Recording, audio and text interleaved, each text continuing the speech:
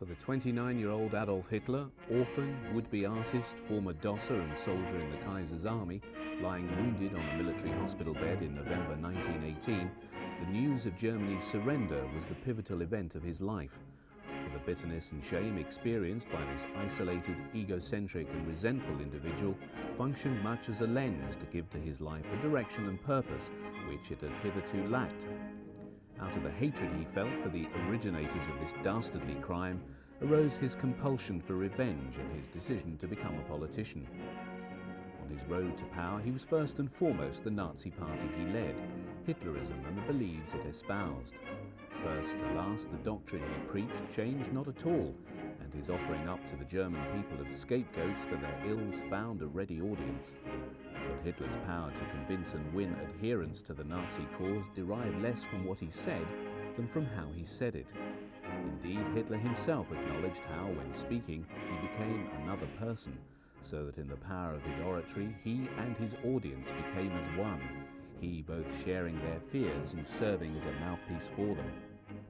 In his demonizing of the Jews and communists, and in his vision and promise of a new Germany, he gave voice to the fears and longings of many in a nation who believed that Germany had lost its way.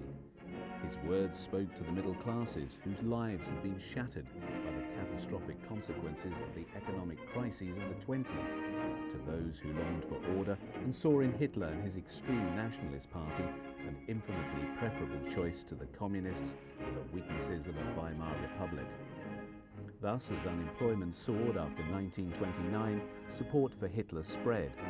But when, on the 30th of January 1933, Hitler was appointed Chancellor, it was not the electorate who gifted him the office.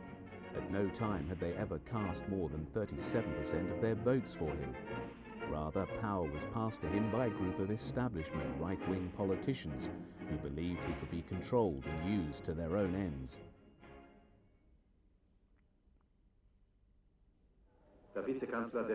Even as his first cabinet meeting was taking place, Hitler was laying the basis for transforming Germany into a one-party totalitarian state. On the evening of the 30th of January, thousands of SA men and other Nazi supporters paraded past the residency of the Reich President and Adolf Hitler standing on the Chancellery balcony. Neither they nor their Führer had any expectation that the power now gained would ever be willingly surrendered. And so it proved.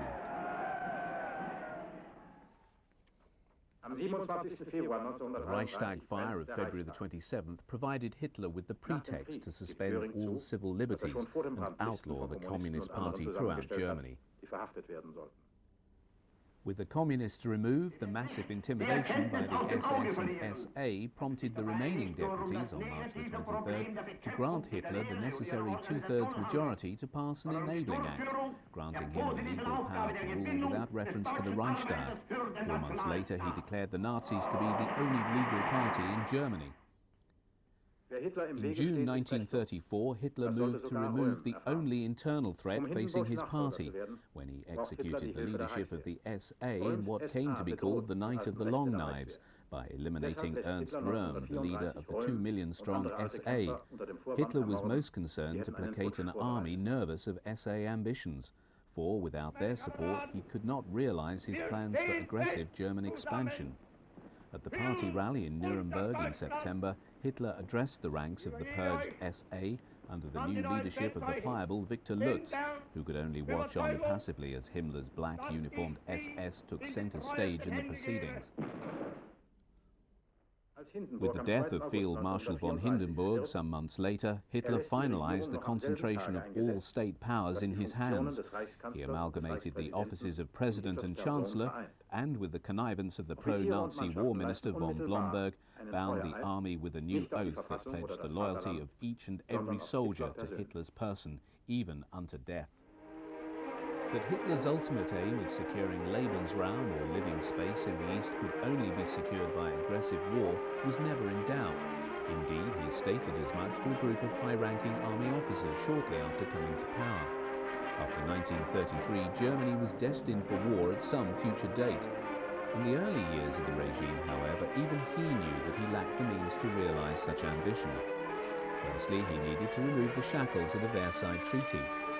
In the first 2 years, rearmament proceeded secretly, but in 1935 Hitler unilaterally abolished the Versailles Treaty, announcing that the expansion of the army to 36 divisions and the formation of a new air force.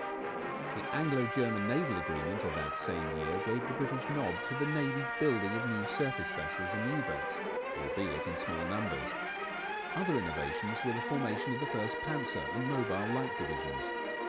Between 1933 and 36, the combination of rearmament and public works projects, such as the building of the Autobahns and Siegfried Line, served also to strengthen internal political support for the Nazi regime by dramatically reducing unemployment. Support for the party also grew in the lower ranks of the officer corps, as expansion created opportunities for rapid promotion and career prospects denied in the Reichswehr. In 1933, for example, the average age of a colonel was 52, but by 1938 it was down to 39. In consequence, by 1936, Germany had climbed out of depression. However, bluff always played an important and deliberate role in forming perceptions of Germany's growing military power. Goebbels very successfully employed propaganda to convey powerful images of this military expansion, both for home and foreign consumption, that implied that Germany was already operating a war economy in peacetime. In reality, however, when war began in 1939, Hitler had hardly begun to prepare industry in depth for the long war that was to become Germany's lot after 1941. Indeed, it was not until 1943 that the slack in the German economy was mobilized for total war, and by then it was already too late.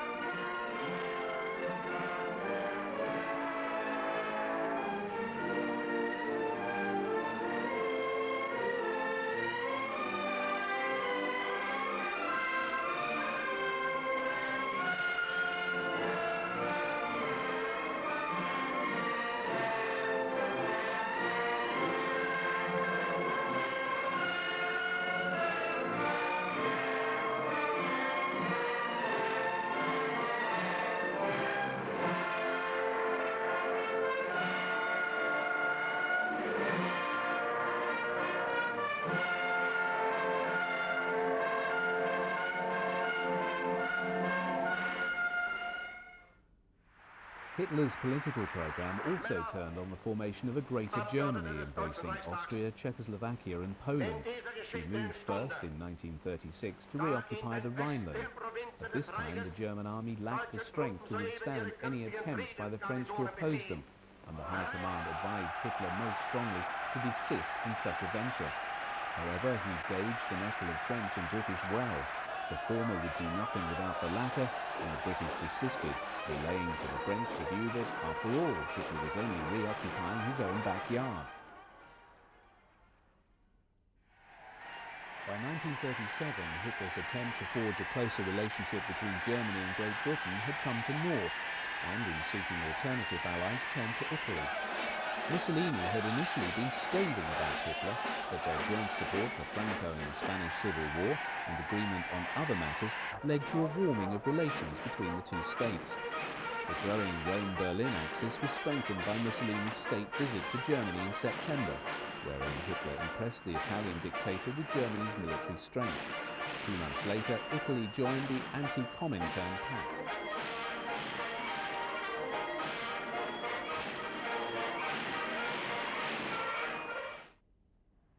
The following year saw Germany occupy Austria in outright defiance of the Versailles Treaty, which forbade Anschluss, or union between the two German-speaking states. It was, however, the fulfillment of a lifelong dream of Hitler's to see the two nations unified.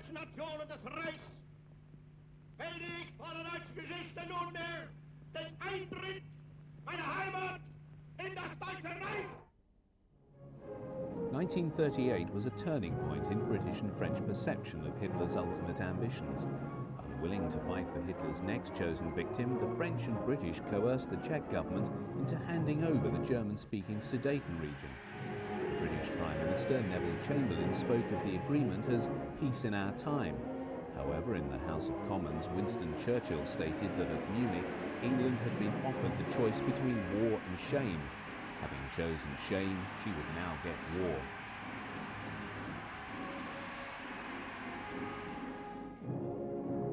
On March the 16th, 1939, German troops occupied the rest of Czechoslovakia, and Hitler began immediately pressuring Poland. It was shortly before 10 on the morning of September the 1st, 1939, that Adolf Hitler drove to the Kroll Opera House, where he addressed the Reichstag and announced that Germany had invaded Poland. Hitler's hope that this conflict could be contained was dashed when Britain demanded that Germany withdraw her troops from Poland. Her ultimatum expired at 11 a.m. on the 3rd of September. Germany now found herself at war with Britain and France. Governed above all by the need for speed, the cutting edge of the new German army lay in rapidly advancing tank columns and motorized infantry supported from the air by dive bombers operating as flying artillery in a sky swept clean of enemy aircraft. The image of the gull-winged Junkers 87, more familiarly known as the Stuka, plummeting almost vertically earthward with its sirens wailing like a banshee, rapidly became one of the major propaganda images of Germany's new blitzkrieg warfare.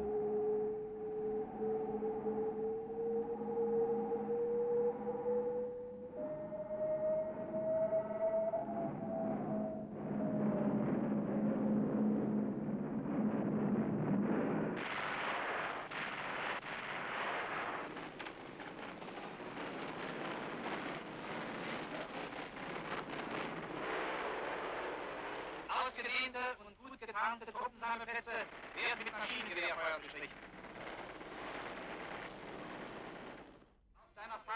Hitler visited a number of his frontline units, including the 1st Waffen-SS unit commanded by Sepp Dietrich. By the 16th of September, Warsaw itself was encircled, and the Führer was on hand with his senior generals to witness the beginning of the artillery and air bombardment of the city.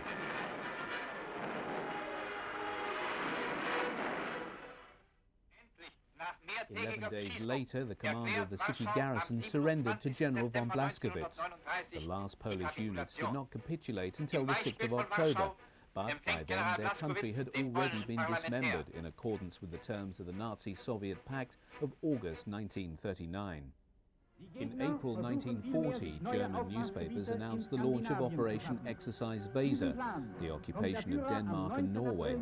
By doing so, Hitler forestalled a British plan to land troops in Norway, a neutral country that both sides recognized as being of great strategic importance. It was in the early morning of April the 9th that the people of Copenhagen awoke to the sight of 3 German ships offloading troops and supplies on the dockside without opposition. Other German forces had crossed the frontier moving northward, while paratroops secured the northern airfield at Aalborg. In all, just 13 Danish lives were lost in the token opposition to the German invasion before the government capitulated.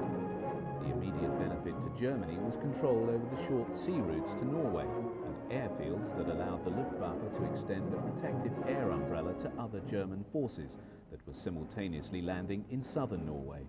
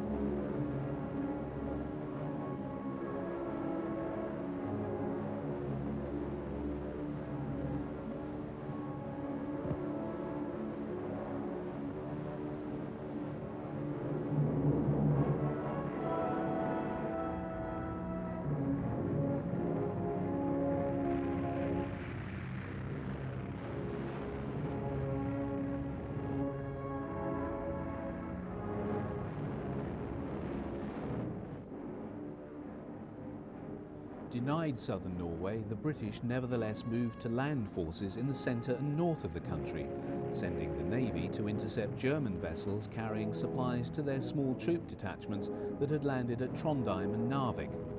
The latter was vital to the German war effort, as some 10 million tons of iron ore from northern Sweden was routed through this ice-free port every year. Although the newsreel implied that the Luftwaffe had the measure of the British, in reality the German surface fleet paid dearly in these savage fights with the Royal Navy in the fjords.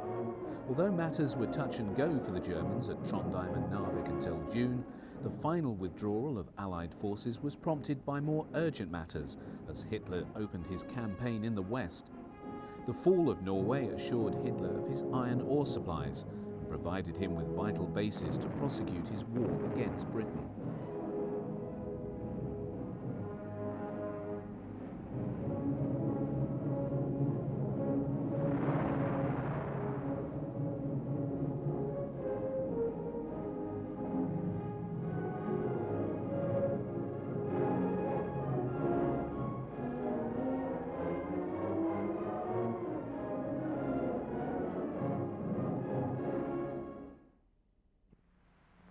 In its final form, the German plan for the Western Campaign, known as Case Yellow, was far from being a mere refinement of the Schlieffen Plan employed by the Kaiser's army in 1914.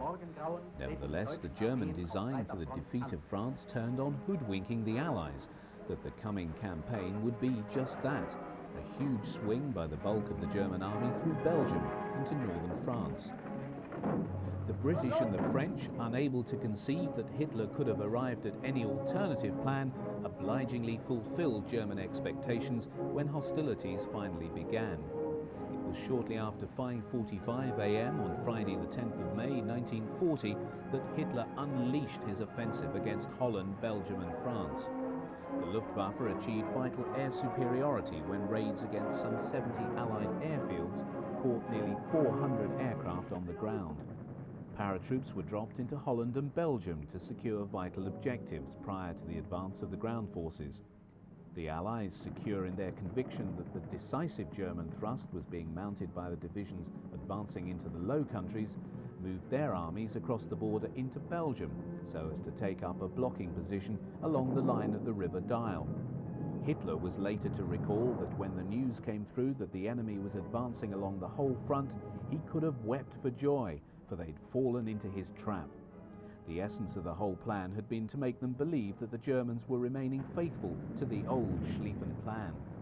With their attention fixated on the fighting in the Low Countries, the Allies were wholly oblivious to the reality that the true centre of gravity of the German offensive lay to their south and was directed against their rear.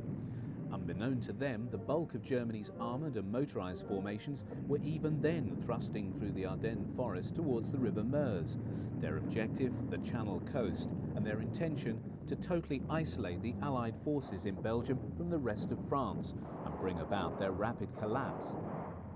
Having been deemed impassable to tanks, the weak forces left by the French to cover the Ardennes were easily swept aside by the advancing panzers and the Stukas in their drive to the river.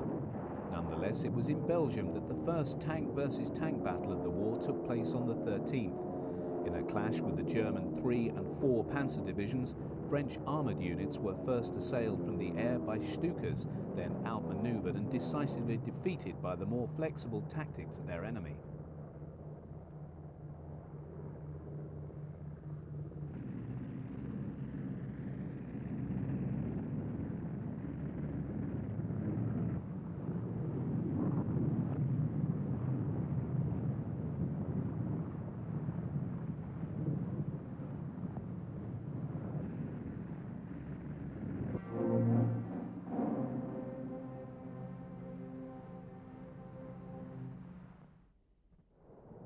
Speed was the essence of the German plan, and they fully realized that their whole audacious design could unravel if the natural barrier of the River Meuse was not rapidly breached. First to arrive on the afternoon of the 12th was the 7th Panzer Division under General Erwin Rommel, which found to its dismay that the 2 bridges at Dinant had already been blown.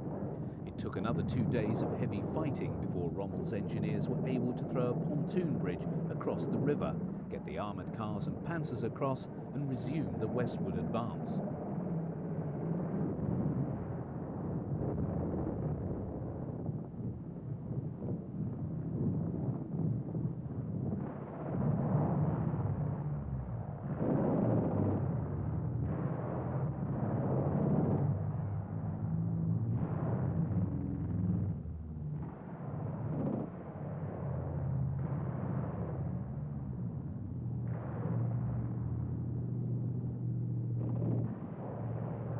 that time, small bridgeheads had been secured on the far side by infantry crossing the Meuse in rubber assault boats, while under constant fire from French machine guns and heavy artillery.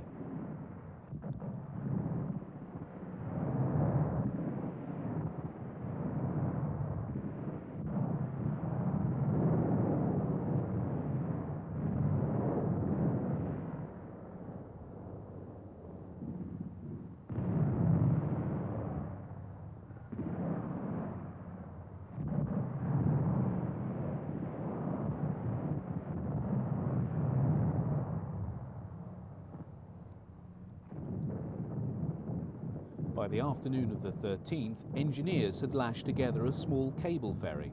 This allowed the first light panzers to be moved across the river to give support to the troops on the far bank.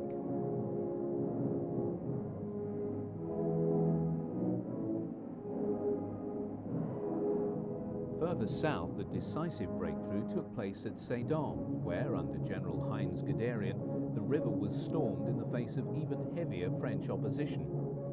Continuous support from massed Stuka attacks helped crack the French defences, even though the French Chief of Staff had demanded of the defenders that the town be held at all costs.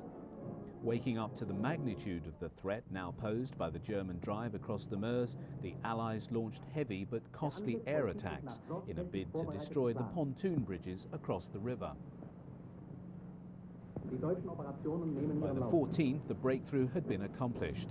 Guderian, with the Luftwaffe providing constant air support, was driving his panzers westward across the broad, flat lands of northern France and onwards towards the Channel. And everywhere along the line of advance, the Germans faced little more than token opposition. May the 15th was a day of calamity for the Allies as they finally woke up to the implications of the German armoured drive from the Meuse. Winston Churchill, Britain's Prime Minister for less than a week, was the first to experience the panic it had engendered when he was roused from his bed at 7:30 in the morning by a despairing phone call from the French Prime Minister, who told him, "We are beaten, we have lost the battle." In Belgium, the French army made its first moves to withdraw in the face of the German onslaught and the threat to its southern flank. The Dutch, at the end of their tether, laid down their arms.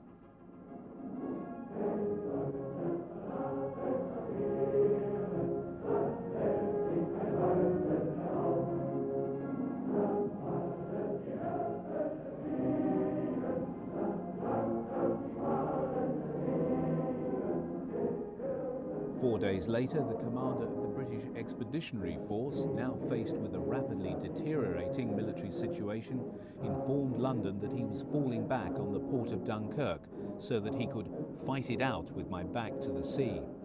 On the 20th, the German armoured divisions struck out on their final drive to the coast. This was reached on the late afternoon of the same day by the leading battalions of the 2nd Panzer Division. Even as the corridor they had created, stretching now back over 200 miles to the Meuse, was being strengthened by the slower-moving infantry divisions following along behind, the panzer divisions were preparing for their next task.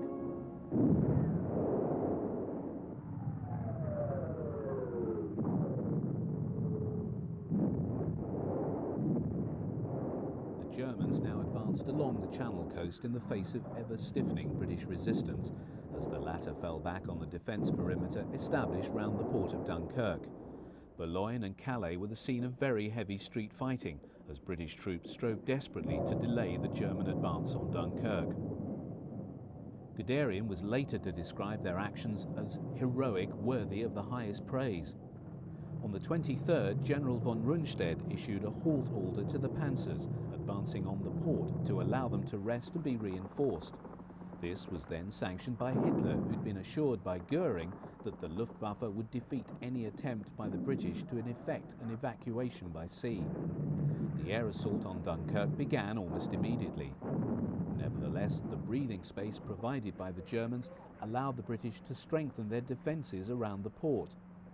2 days later, on the 26th, the Admiralty in London gave orders to launch Operation Dynamo, their hastily organised and improvised evacuation of the British Expeditionary Force from Dunkirk. On the same day, Hitler was in receipt of aerial photographs showing that the British were proceeding to evacuate, and, realizing his error, ordered a resumption of the assault on the port. Savage fighting now began as the perimeter forces did their utmost to block the German attempts to cave in the defences and thrust into Dunkirk.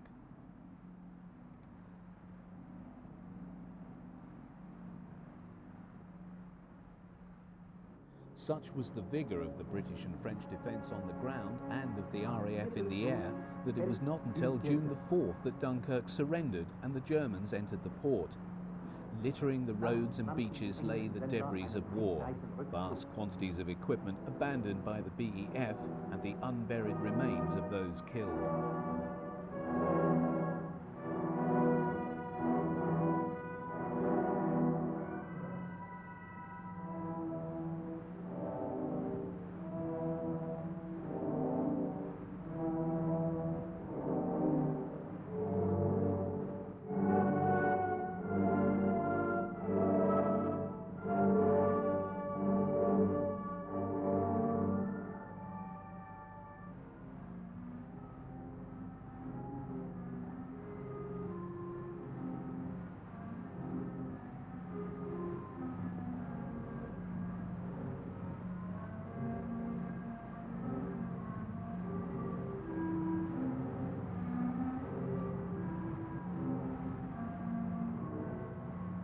Even as the cameramen of Goebbels' propaganda newsreel company lingered over the abandoned tanks, the groups and columns of forlorn Allied prisoners, and panned over the hulks of the ships sunk by the Stukas, among the German military the sense of victory was inevitably tainted by the knowledge that the bulk of the British expeditionary force had, nonetheless, been snatched from the beaches under their very nose.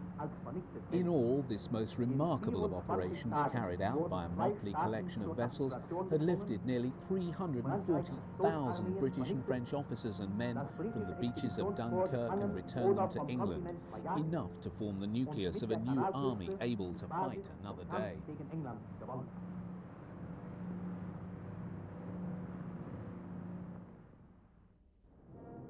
It had been the intention of General Weygand, the new French Army Chief of Staff, to hold the Germans along the 225-mile line of the Somme and Ain rivers. However, his forces were unable to withstand the 143 divisions that Hitler now unleashed in the opening of the second phase of the German campaign on the 5th of June. Although the French put up a strong resistance in places, by the following day the Germans had broken through at a number of points. On the 10th, Mussolini declared war on France and Britain.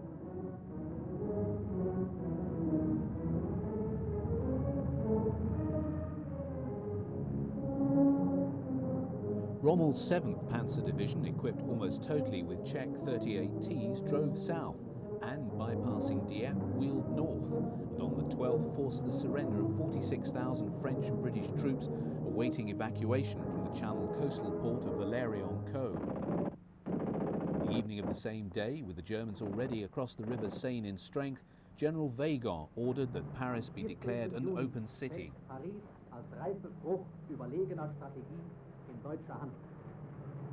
It was shortly after 6:30 a.m. on the 14th of June that the first German troops entered an apparently deserted Paris.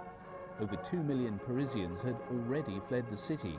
Most of those who stayed chose to remain behind closed doors rather than witness the humiliation of a victorious German army marching through their streets for the second time in less than 70 years.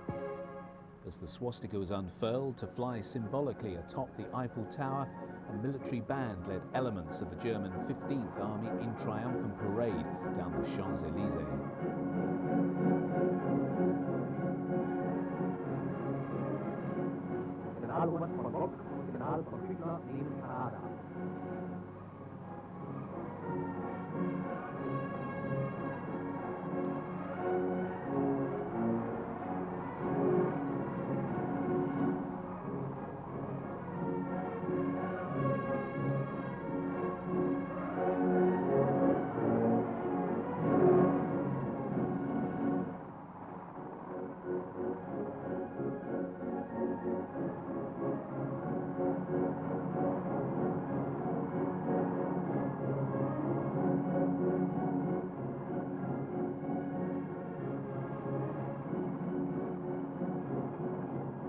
Hitler too would visit Paris not as a conqueror but as a sightseer. He would spend just 3 short hours before departing, never to return. After the fall of Paris, the collapse of France was rapid. As German troops fanned out to the west, south and east, the new French government under Marshal Pétain requested an armistice.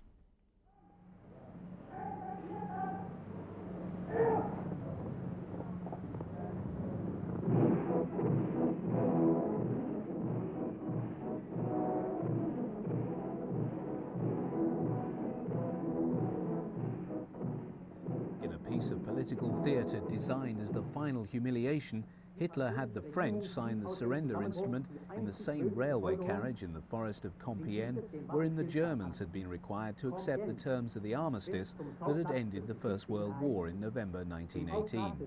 France, one of the greatest military powers in the world, had fallen in just 6 weeks.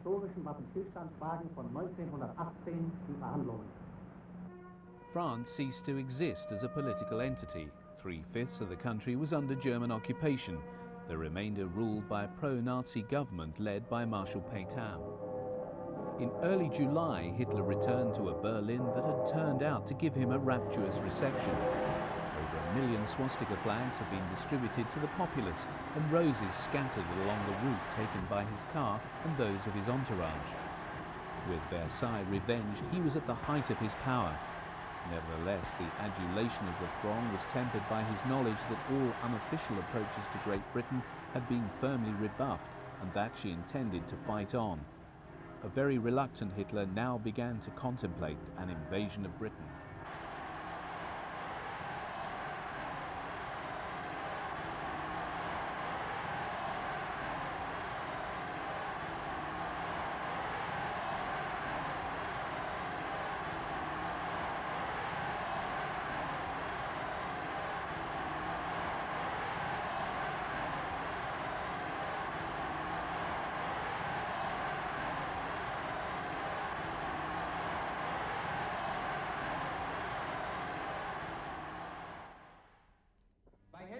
With their ground forces ejected from the continent of Europe, the only means available to the British to hit back at Germany were the heavy bombers of the Royal Air Force. In the weeks after Dunkirk, Bomber Command launched nightly raids on Germany, principally directed against the Ruhr.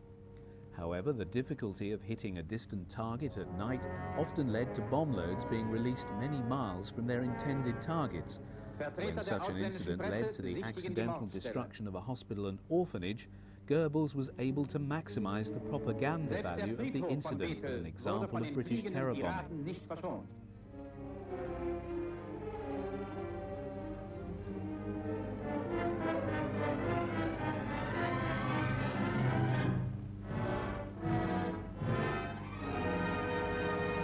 In diesem Schlafsaal wurden 9 Kinder getötet und 5 schwer verletzt.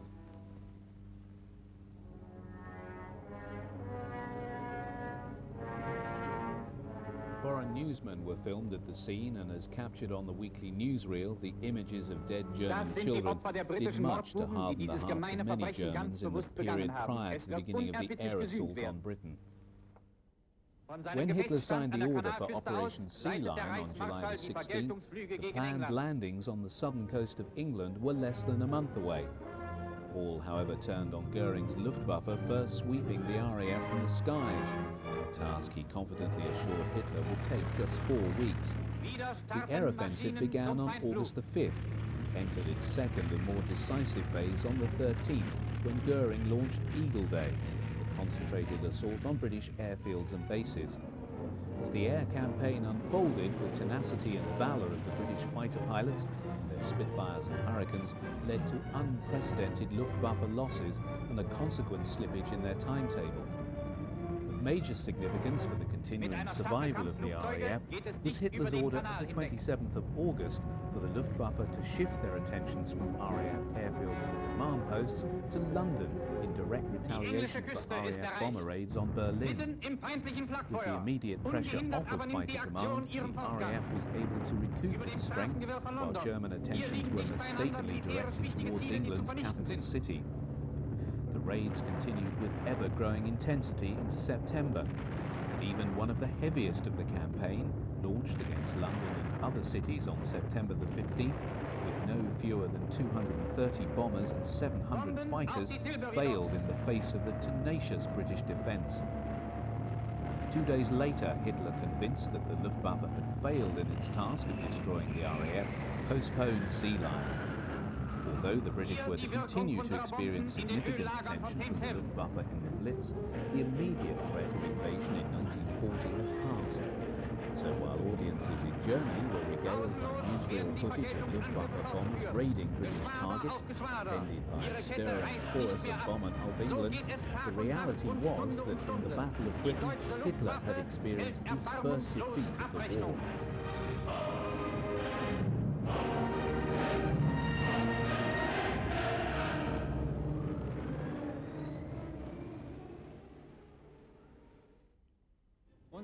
Shortly after the fall of France, the Germans moved super-heavy artillery into place along the Channel coast in the area of Cap Gris-Nez, opposite the English coast at Dover. The longest ranging of these, and seen in action here in the opening months of 1941, was a 21-centimetre model derived from the gun that the Germans had used to bombard Paris in 1918 and had a range of nearly 70 miles. Other weapons of both a larger and smaller caliber, such as the 24-centimetre cannon, three-wheeled weapons seen here, were added to the arsenal on the coast. Between 1940 and 1944, Dover was hit by some 2,284 shells from these heavy weapons. Little wonder that this part of the Channel coast became known to the British as Hellfire Corner.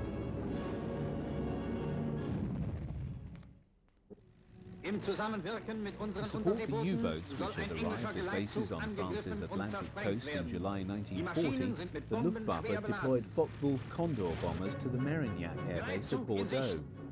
This aircraft was an expedient of war, originally designed as a four-engine civil airliner, hastily adapted to serve the purposes of maritime patrol and specialising in the anti-shipping role. With a range of 2,000 miles, the Condor would take off from Bordeaux and fly westward around the British Isles, thus bisecting the main shipping lanes into Britain, before landing at Stavanger or Trondheim in Norway. The return route would be flown the following day. At this time, British convoys, even the large ones, were poorly protected, either with escort vessels or by onboard anti-aircraft guns. With little fear of being shot down, the Condors were thus able to approach each target ship at almost mast-top level, employing their onboard 20mm cannon to strafe the vessel before dropping their four 550-pound bombs to deadly effect. Having exhausted their offensive warload, the Condors would then relay the position of the convoy to U-boats in the vicinity in order for them to launch a follow-up attack. A graphic example of such cooperation took place on the 22nd of February 1941, when the U-boat Wolfpack used the accurate fix from a Condor to home in on convoy OB-288 and sink 10 vessels. Between August and September 1940, the Condors accounted for some 90,000 tons of shipping, their best month being February 1941. Such was the impact of the Condor in the early years of the war that Churchill was to describe it as the scourge of the Atlantic. On the 12th of February 1941, General Erwin Rommel arrived in North Africa with orders to help prop up the disastrous Italian military position in theatre. His decision to initiate immediate offensive action, contrary to his orders, led to a riposte of the British forces in Libya, and served to engender a reputation for the unconventional approach that was before long to make him the most famous general in the world.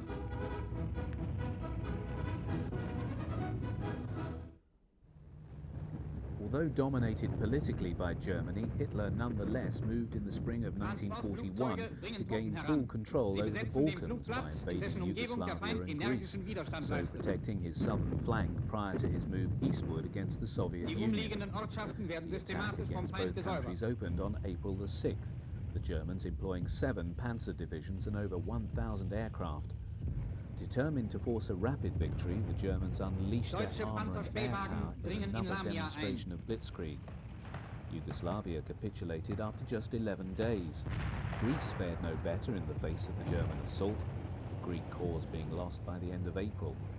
British losses were keenly felt as the men and material sent to Greece had been withdrawn from the Desert Army and were now desperately needed in the fight against Rommel in North Africa.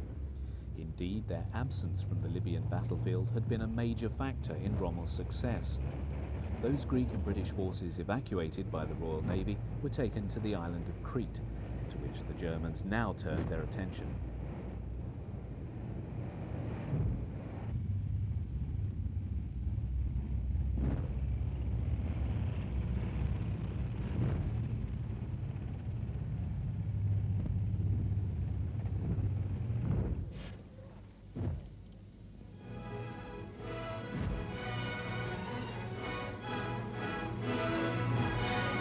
Gefangene Engländer und Griechen.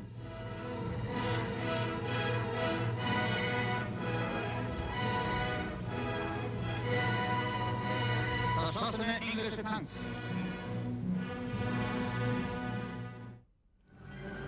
Operation Mercury, the German air assault on Crete, was opened early on the morning of June the 20th by a heavy airstrike by Luftwaffe bombers, and was then followed by the first wave of 3,000 German paratroops carried in by 493 Junkers 52s. German intelligence estimated that no more than 5,000 Allied troops were on the island, whereas the total complement of British, Commonwealth and Greek troops amounted to nearly 40,000 men. The ferocity of the fighting on land was matched by that at sea, with the Luftwaffe taking a high toll of British ships.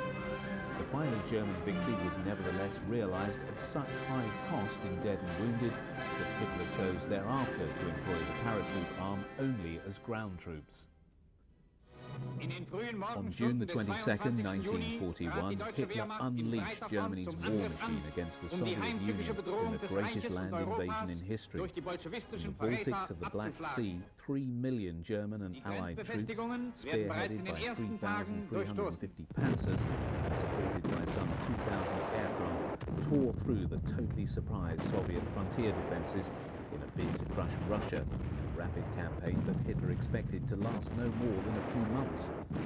To those among his generals who warned that with Britain as yet undefeated, Germany faced the prospect of a two-front war, Hitler asserted that Russia's disastrous military showing in her conflict with Finland had revealed her to be a colossus with feet of clay.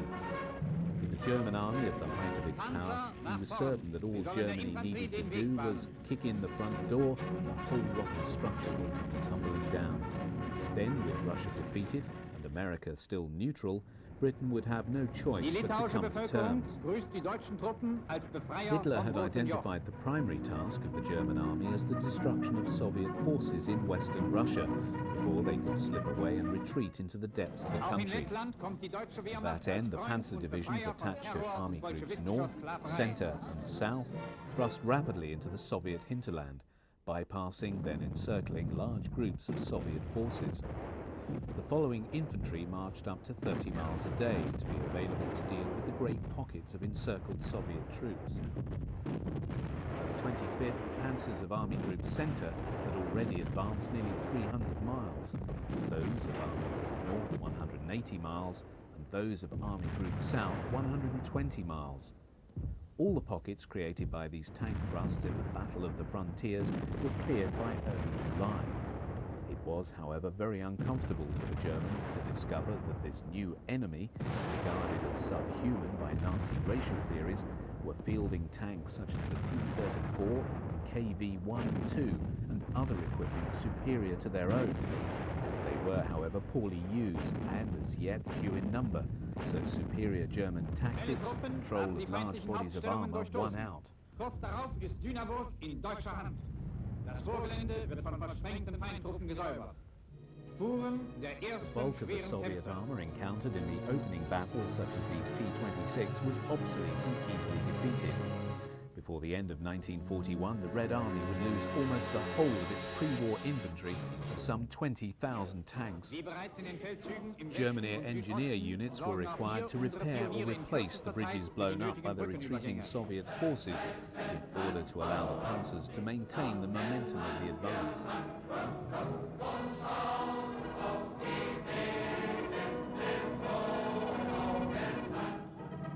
While doing so the exhausted mobile troops took the opportunity to snatch desperately needed sleep. Once built, the armoured cars and panzers crossed to resume the eastward advance. Übergang über den Bug.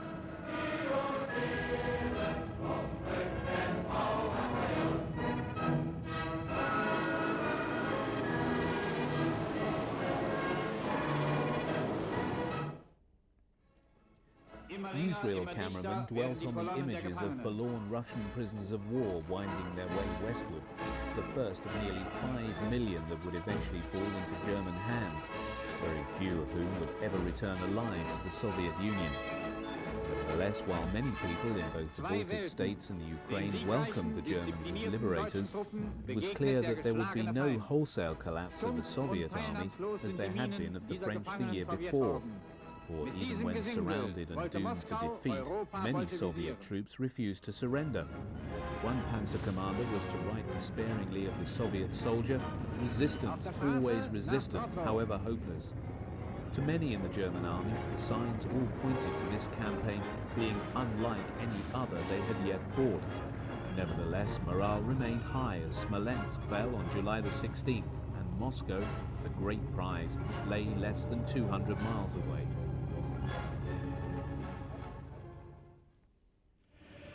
And yet, even as the road to Moscow lay seemingly open, the Soviet capital vulnerable to capture by Guderian's panzers, Hitler called the advance to a halt as he and the Army High Command debated the future course of the strategy of the Russian campaign.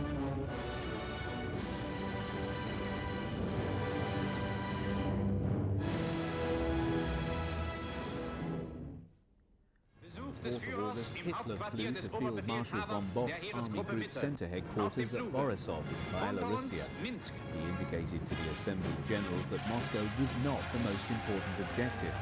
There followed 5 weeks of strategic debate before Hitler ruled that the isolation of Leningrad and the seizure of Kiev and the Ukraine were to take priority. With these objectives secured, he would then give the green light for the final drive on Moscow.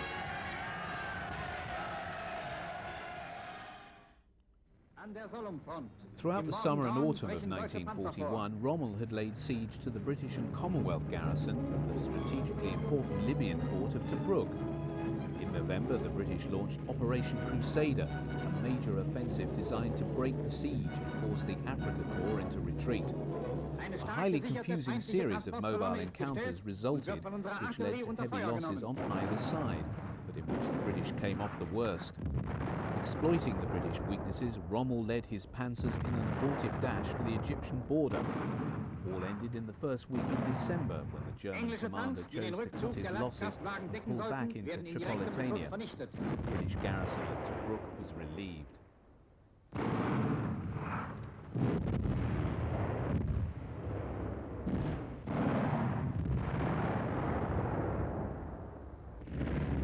Die Briten weichen zurück. Unsere Panzerkampfwagen stoßen nach.